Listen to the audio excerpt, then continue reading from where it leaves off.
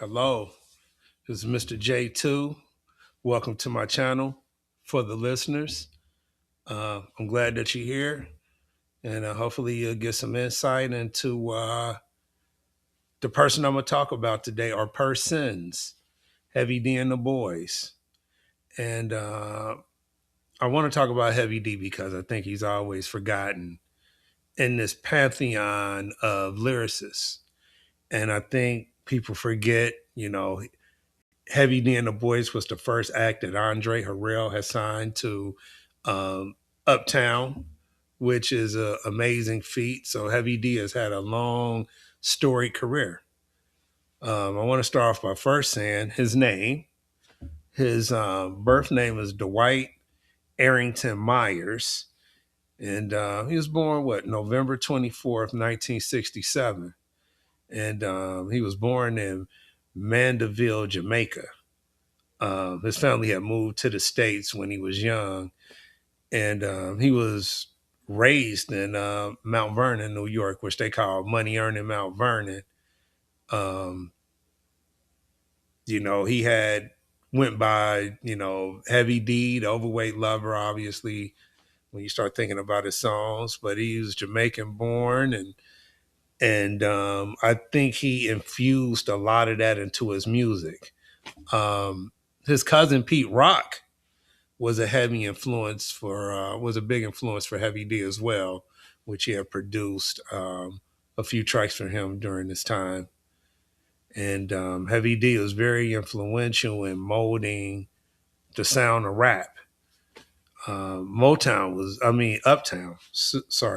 Uptown was very influential in building up the rap culture as well.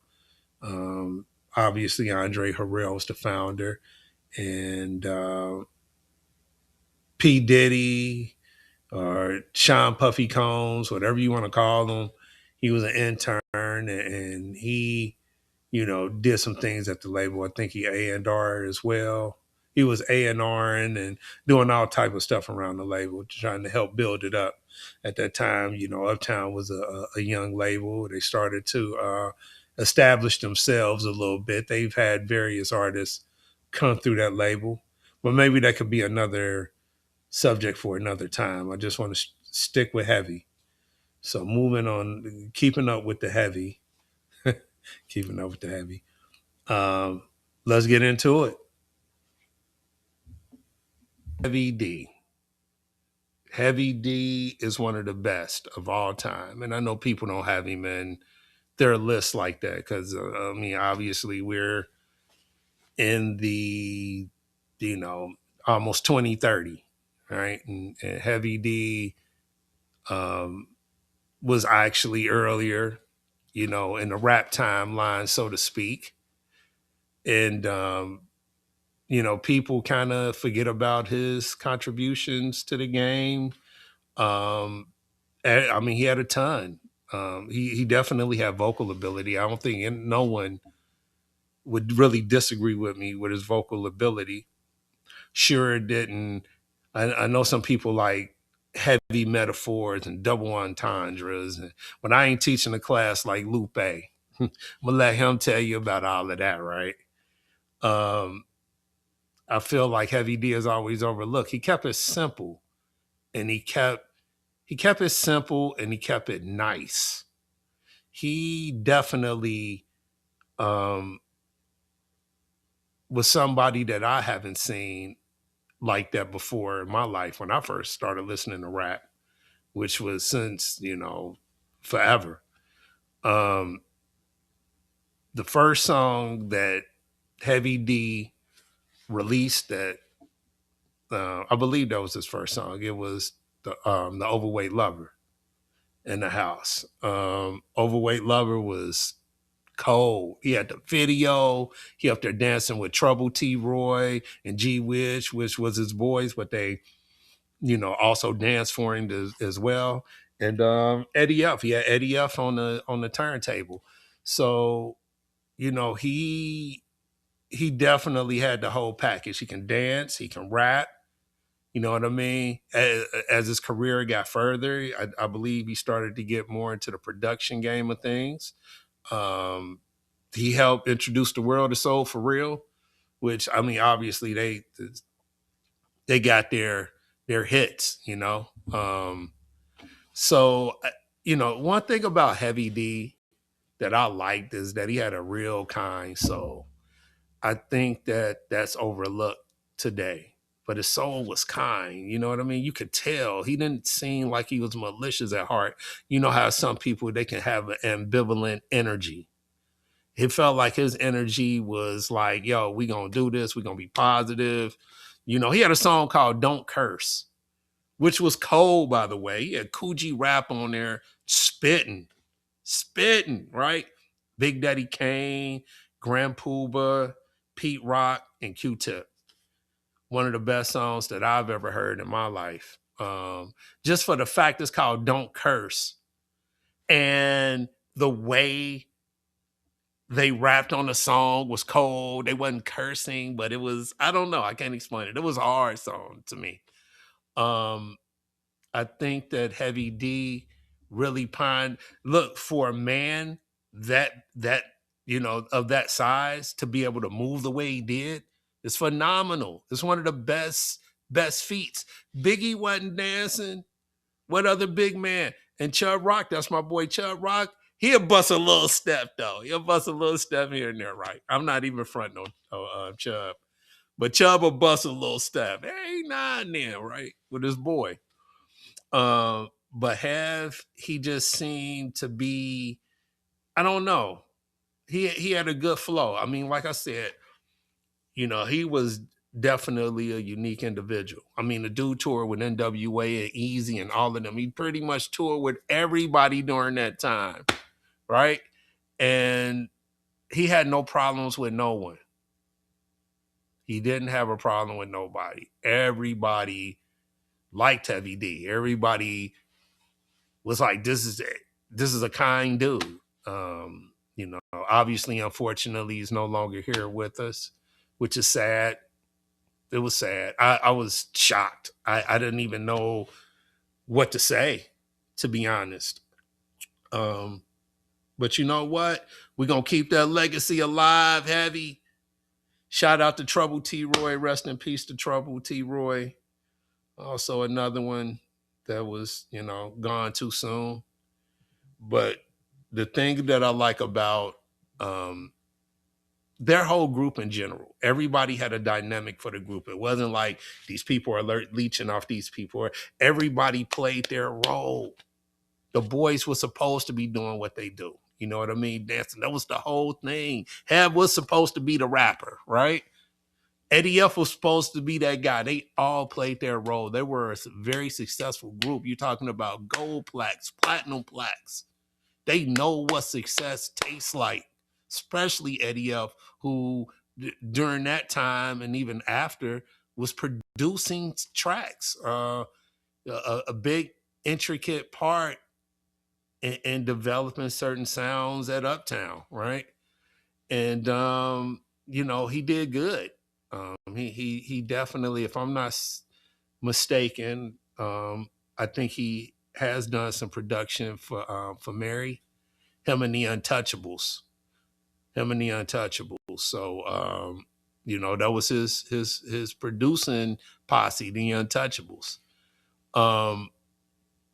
But getting back to Heavy D, Living Large came out in 1987, and I was in the 7th grade when they came out, and could remember when it came out. Remember just watching that video before I went to school, eating cereal. Like he had Mr. Big Stuff, The Overweight Lover, Money Earning, Mount Vernon, Don't You Know, and let me see, say Rock the Bass, Chunky but Funky. I mean, he was definitely an artist that had songs. There's just no question. Um, his sound was still developing on that first album. So then by the time you get to Big Time, which was 1989, I was like a freshman in high school at that time, or just finished up my freshman year. he had noticeable songs. A lot of the production was by Teddy Riley, not all of it, but he did a great deal of production on it. Um, he had We Got Our Own Thing, Somebody for Me, Girls They Love Me, Big Time, You Ain't Heard Nothing Yet. Doom, doom, oh, that was cold. More Bounce. A Better Land was like a little mellowing out, like want people to come together and be cool. Um, very my favorite Heavy D. That's my favorite Heavy D and the Boyz album of all time.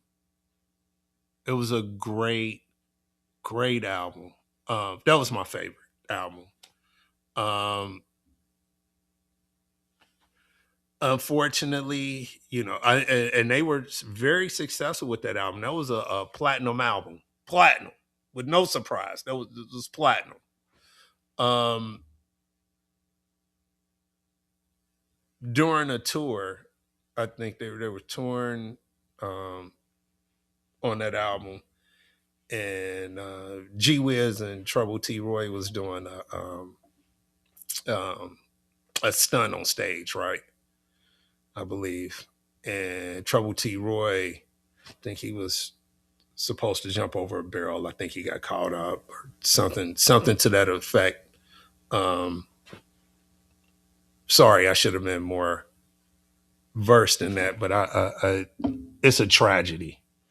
So I wasn't really trying to, you know, get in depth, but he passed away during that time. So, it was tough for them. They really went through some grief on there, and it was sad. I think it was sad for a lot of people. I mean, the listeners and the people that seen them grow as a group.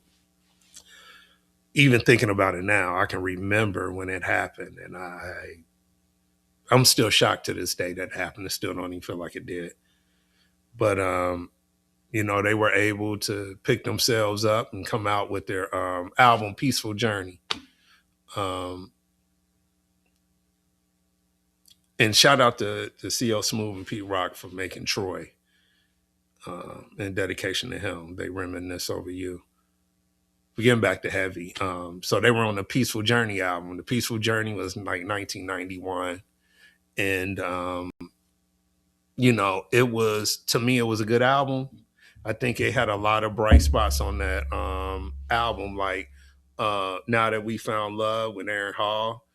Um, Is It Good to You with Tammy Lucas, I believe. Tammy Lucas was the one.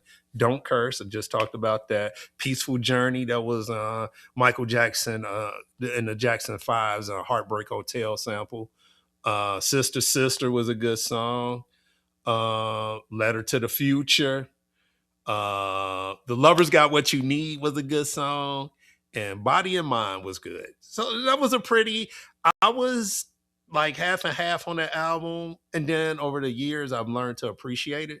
I learned to start appreciating it back then. So I had at that time I had tapes. Uh, Took me a little bit to get the CDs. I finally got the CDs. Now I'm just CDs out there. But I had the tape. I used to play it all the time. I was in the Walkman era. We started going into the portable DVDs, but the bug was huge. A tape player, you could put that in your pocket. Bam, you done. But it was a critical time for them to try to pick themselves up after that tragedy, and so it just made Heavy. I don't know. I think after that happened, it really showed what type of person he was. He was able to get over the hurdle of that. I mean, Eddie, G Wiz, they all could have just been like, it's over and just called it a day, but they didn't. They forged on, and after that album, they made 3 more albums. They made let me see, they made Blue Funk. No, they made, so the albums that they had without Trouble T Roy was Peaceful Journey, Blue Funk, and Nothing But Love. which are good albums. And I think Blue Funk to me is one of those albums that's you could take it either way, right? It it can have a high in it. Sometimes it can bring you here, then it bring you back up, and then sometimes like it's a good album. I've learned to appreciate it now more so, but I listen to it all the time anyway. I was popping that joint up in the tape deck. You know what I mean? Cover was like all blue or whatever, and they was on there like looking down. They was, you could tell they still had that grieving a little bit with that album. You could feel it. Um, but he still had a great album. Um, he had one of his producers, Tony Dofat, was good. He had Pete Rock. He had DJ Premier on that album. So it was a really good album, and it became a gold album. It became a gold album. I didn't even think that album would really become gold. And that album came out in 92, late 92, 19. It was more like the summer to me. I remember playing that album in the summer.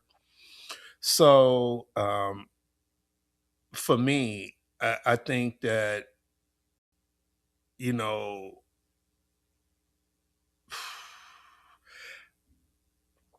I think Blue Funk is a classic. I think it is. I think looking back on it, it falls in there. Now I'm going to say a classic in the sense that it was a great body of work. It may not be everybody's classic. I'm not saying this in my top 20, top 30 classics or whatever, but it was a great body of work. So I won't say classic. It was a great body of work. Nothing But Love, which was the last Heavy D and the Boyz album, was to me a really really good album. I thought that he had so many joints on there. Nothing But Love, Black Coffee, Got Me Waiting, This Is Your Night, Friends and Respect, Something's Going On, Sex With You. Then he has some other joints. I Got Me Waiting remix with Silk. That was tight. That was good. Um, it was a really great album.